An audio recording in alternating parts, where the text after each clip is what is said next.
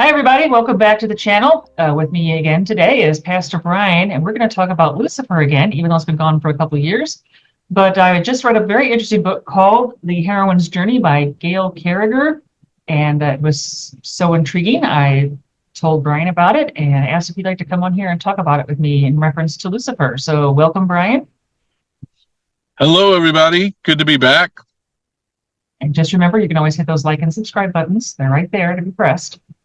But anyway, so the heroine's journey is something I was not familiar with. I think maybe a lot of people aren't familiar with it. We hear about the hero's journey all the time. Sort of a short recap. I mean, on Star Wars, George Lucas famously kind of plotted Star Wars, the original one. Yes, I know it's technically called A New Hope now. I've never managed to call it that, but technically he mapped that out over the hero's journey. So even to the part where like Luke denies the call the first time when Obi-Wan says, "Hey, come with me," he says, "No, I have to go back to the farm." Then the second time he goes off. But the hero goes off generally like alone. He meets a magical male person who's going to help him do something. Later, he'll find a magical female person who either will help him or harm him. And he fights the bad guy toward the end. And at the end, he has grown and changed to the point where he cannot take back where he used to. He can't go home again, basically. And these characters can be male or female or probably non-gendered. So if you think about Wonder Woman, the movie from 2017 or 18, she's got a pretty classic hero's journey where she leaves the island, she fights the bad guy, but then she's grown and changed to the point where she doesn't really fit back into Amazon society, so she doesn't go home. We know that she can't go home, but she doesn't because now things have changed for her and she sees the world differently. So that's just sort of like a generic kind of little recap there of the hero's journey, but the heroine's journey is different. So the heroine's journey starts out with a character who can be male. Harry Potter is an example, who gets kicked out unwillingly from their society. Certainly, of course, Harry was a baby, but he does not choose to get rejected by the magical society. He does not choose to get sent to his aunt and uncle, and he does not choose to have to like grow up under the stairs, like this, little serf that lives with these people and stuff. So they're rejected by society somehow. They look for a way back in, but the way to do that is to form friendships, to make networks. And through this networking, they can defeat whatever problem is in their way. It might involve violence, but sometimes it does not. And at the end, they're able to rejoin society and are reintegrated and have a bunch of friends. So Harry Potter, of course, does end with a big battle there at Hogwarts. There is some violence there, but apparently sometimes you can actually end the heroine's journey with people just negotiating their way out of violence and not actually committing any. So and it occurred to me once I had read this sort of description of the heroine's journey that an awful lot of things that I've read or watched are really follow that over the hero's journey because the character makes friends and achieves something and gets to go home again, which certainly applies to Lucifer. So now that I've talked for a few minutes straight, I'll let Brian get some comments in if he wants to mention something here. I really like this idea, just not only because it reflects more my healing journey of needing to move from like power-based, independent, trying to, take on everything myself to collaboration and community. So I love that. But it also makes me think about different theology styles. And, womenist theology famously comes from Black women theologists. Theology, just people, community, women, leaders, mothers, grandmothers, aunties. And the whole thing that makes womanism theology work is that they say, our men also are wounded and we're going to move together, right? I don't just want to get myself free. We will only get free by getting free together.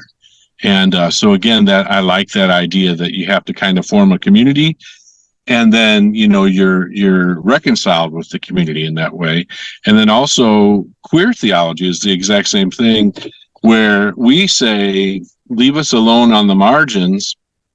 We don't want the power in the center, right? We just want to be ourselves. And in being ourselves, we find our authentic selves and our authentic community. As opposed to saying, hey, well, we're going to just go and take power back from the people who have it or whatever, right? Mm-hmm. We kind of subvert that.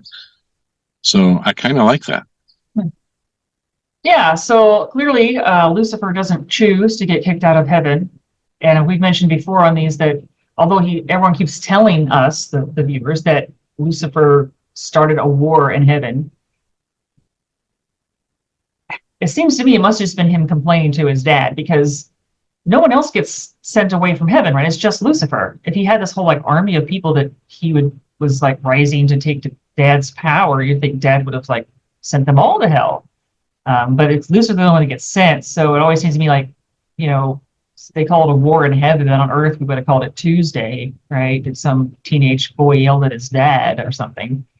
Um, but I guess his dad didn't like that, so Lucifer gets banished, and Yeah. And of course I doesn't just. pointed out before. I'm sorry. I was just saying he doesn't obviously get the whole he should like heal and grow for until the TV show starts. But so there's an awful lot of wasted time in there, I guess, of him, I guess, partying or doing whatever down in hell and being unhappy. But yes, Brian. He gets arrested development, but that's what you said it. I saw it all the time when I taught high school, where it's developmentally natural for an adolescent to rebel against the parents, right? And and inevitably, when my seniors, they would start the natural process of starting to become more independent as they anticipated moving out and things. And the parents would all of a sudden like cling back on and start to like make all these rules for them and punish them and then throw them out of the house or something like that, for just it's developmentally appropriate what they're doing. So I've always felt that about Lucifer. And of course, he was the favorite and the first or whatever. And so God made an example out of him to make sure nobody else rebelled. Yeah, he was supposed to be the most beautiful, like the most powerful or whatever. And then you get the conundrum that if God is really omniscient, he would have known all this was going to happen ahead of time anyway and set it up to happen that way. So that it just gets kind of weirdly confusing about God's motives, I suppose. But to me, it seems like at least in the TV show Lucifer, and TV show God, they have in this show that perhaps that was God's plan to have Lucifer, who's the best and the brightest and whatever, to be the one who learns how to get to be mature.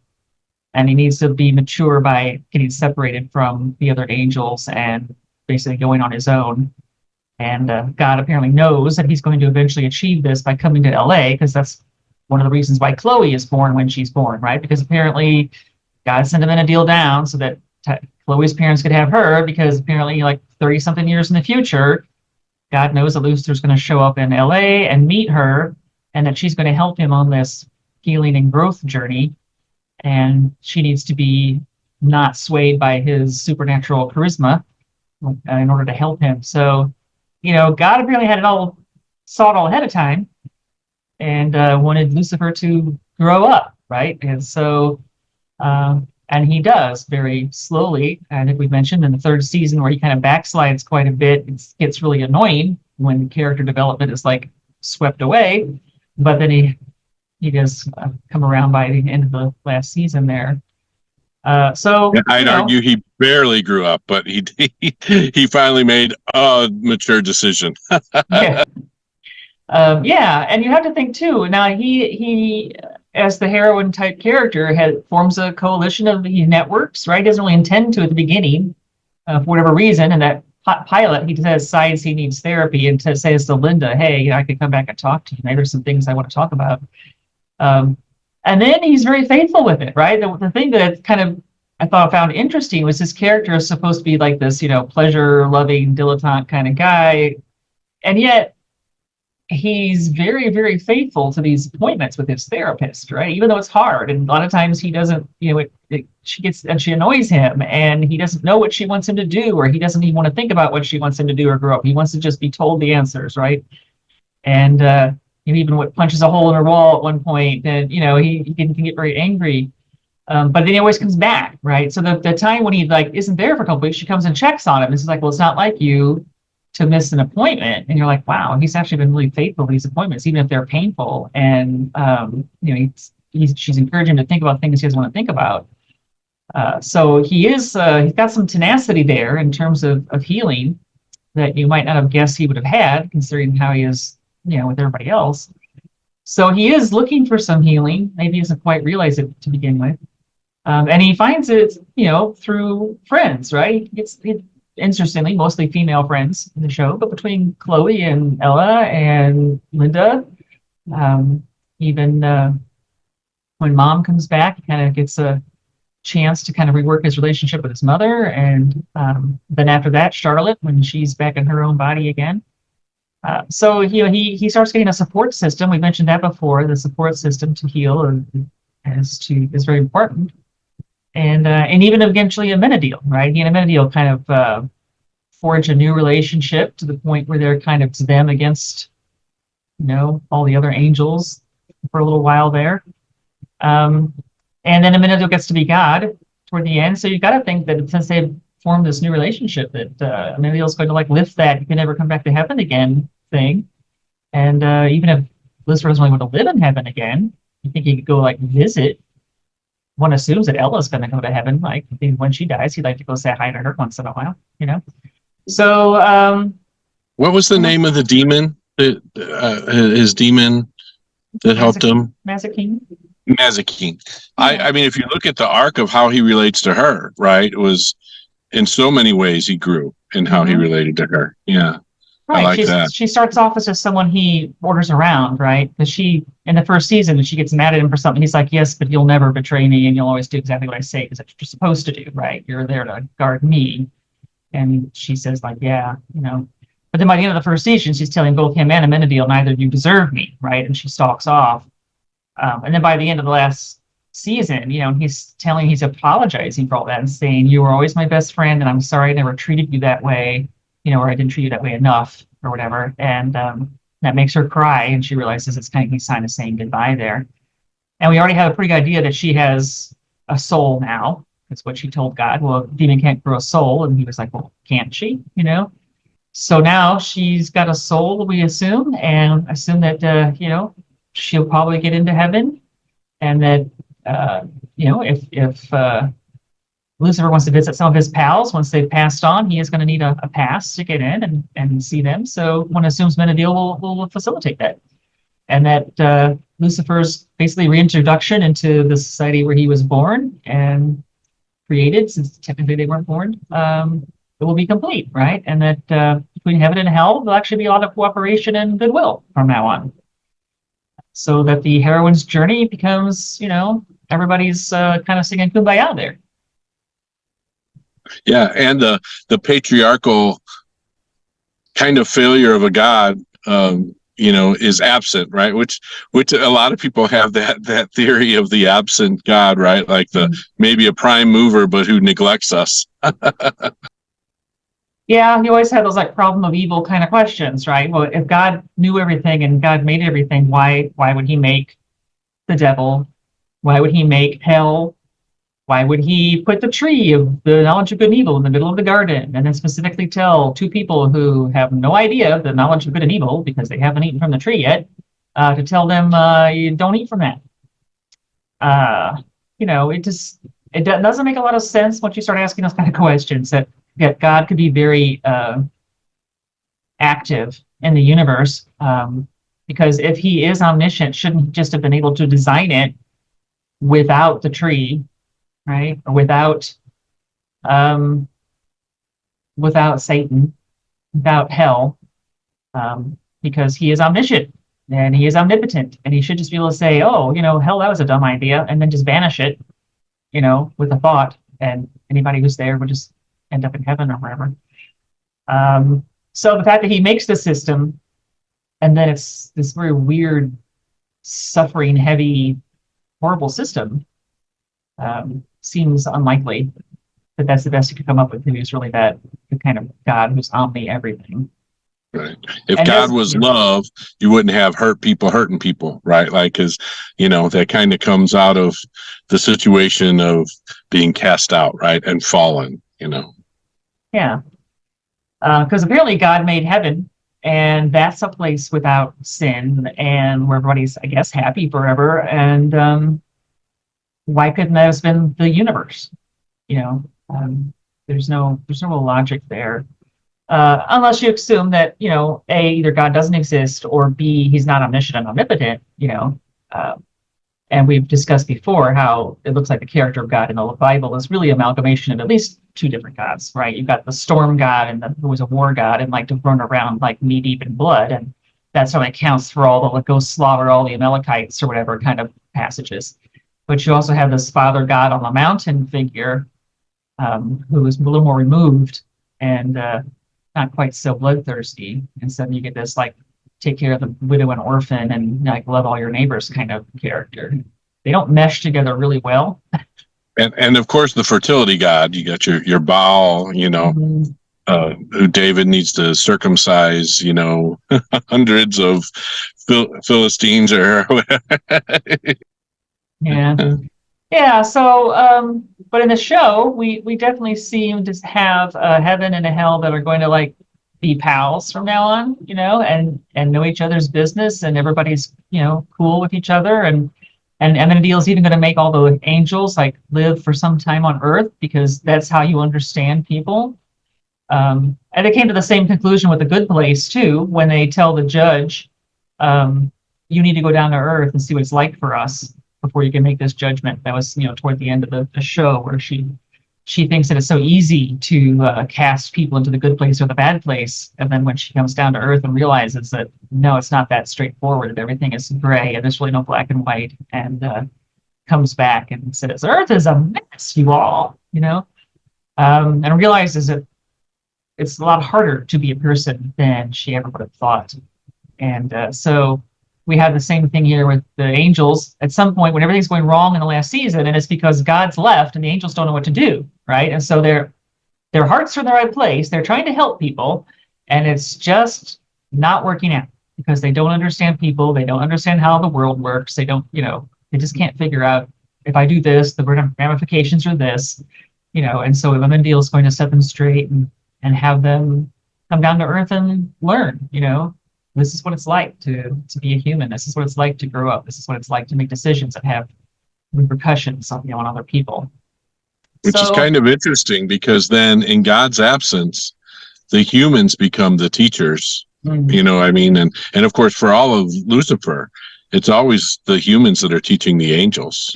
There's really nothing the angels teach the humans, but the humans have that aspect of God's love in them that the angels have to learn.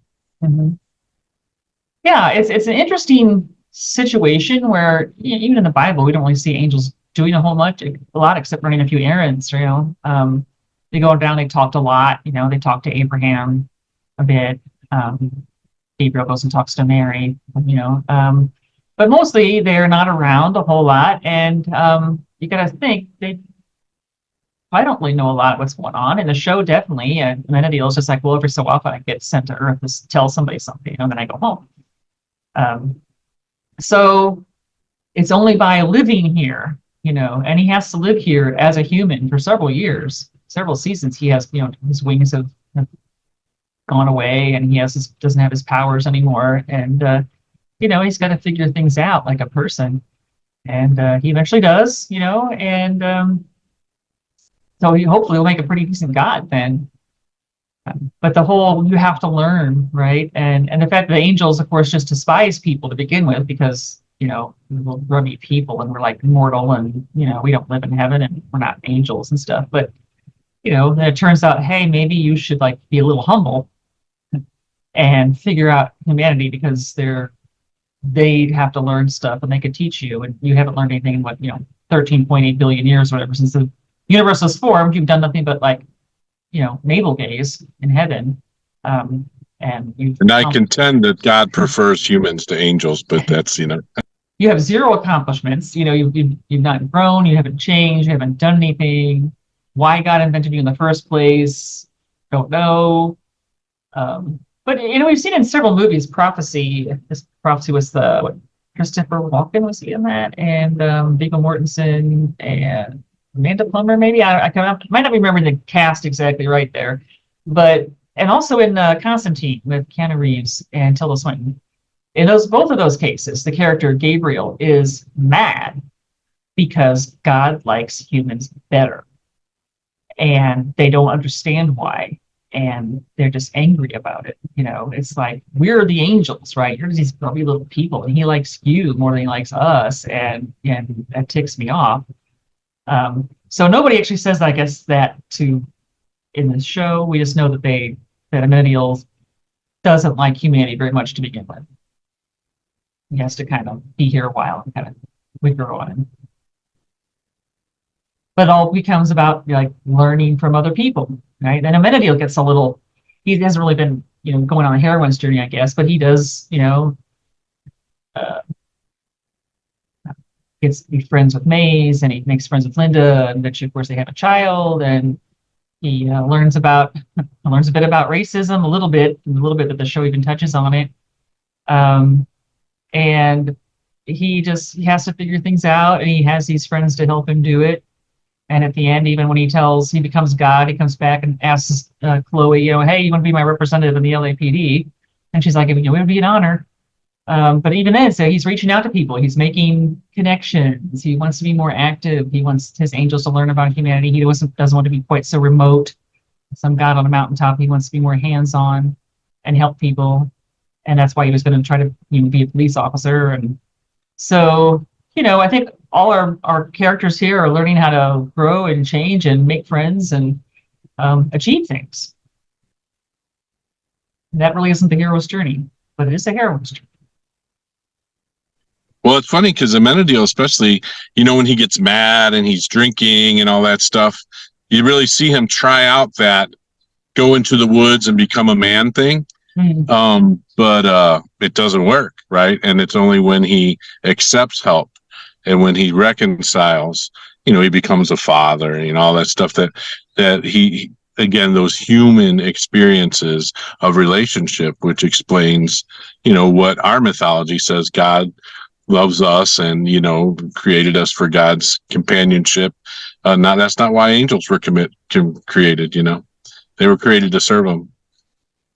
Yeah, and I mean, really, since Lucifer at some point complains about God going off the shed and basically, tinkering around with things and ignoring everyone, I don't know that he even created them to serve him inside the show's logic. They just are there, and why they're there, they don't really do much. So, yeah, it's like God does something, and okay, I've got angels, cool, whatever. But I really want to go tinker in the workshop and do something that's like important or more interesting or whatever it is, and there's some resentment there, especially like on Lucifer's part, where Dad turned his back on all of us and went off to the workshop and just tinkered there for ages. So it's an interesting God they have on the show, and then the fact that he then wants to like not be God anymore, and he's going to go off and be like the servant helper to his ex-wife in her new dimension, and now he'll be just like supporting her while she invents everything and does whatever and becomes God of that reality. So who knows? Be interested to know, I guess, how they're doing in this new place. Maybe get a little, update so often from that dimension. But at least in this dimension, I guess Amenadiel will be taking a little bit closer look at humanity, and who knows? Maybe things look a little better in the world if angels are actively trying to help heal things and not just like despise everything. So, any other thoughts about the heroine's journey in Lucifer? Well, I mean, like I said, that was kind of a new concept to me when you brought it to me. Really helped me identify why I liked this show and why I like certain other shows. I'm not a big fan of shows that glorify cop behavior, because stereotypical cop behavior is very power-based, very go it alone, and even like when they're having problems, they're not going to go. They resent that they have to go talk to the counselor. They resent when they have to, tell other people, and so this was one where the way that Chloe's a cop, and even what was her ex's name? Daniel. Dan. They learn how to do it this way, right? They learn how to be not the hot shot, not the top dog, but instead how to collaborate, how to care about people. And that really the important thing is that impact is more important than intent, right? Like, how do you impact other people, which I think is very much more the heroine's journey than the hero's journey. Yeah. All right. All right. Well, thanks for joining me. If you have ideas on the heroine's journey and Lucifer, certainly give us a comment down there. We'd like to hear what you have to say. And remember to like and subscribe to this channel. And thank you, Brian, for coming on again. And we'll see you next time. Great to see you all. Y'all take care. Like and follow us. Subscribe. Thank you. Bye-bye. Bye-bye.